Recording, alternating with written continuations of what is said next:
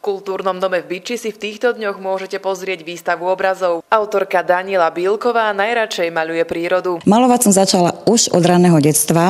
Absolvovala som výtvarné školy, súkromné, ale hlavne, kto mi dal najväčší potenciál k tomuto výtvarnému umeniu, je pani učiteľka Tisová, tu z Byče, ktorá roky ma pripravovala aj s pánom profesorom Birošom, akademickým sochárom tu z Byče.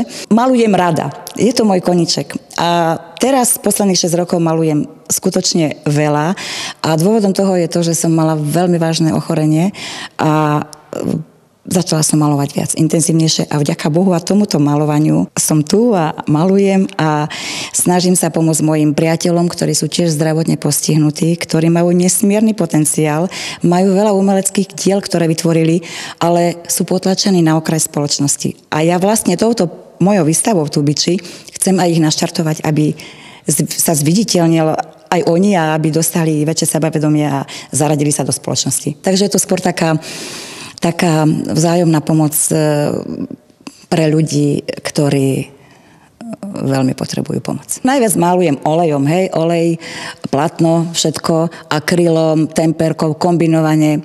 Robím aj grafiku, vidieť to tu aj na niektorých obrázkoch. Urobila som taký výber, monotypy a tam sú 2 obrázky z toho. Podľa toho, ako ma napadne a ako mám inšpiráciu. Takže záleží to aj od nálady, aj od toho, kde sa nachádzam.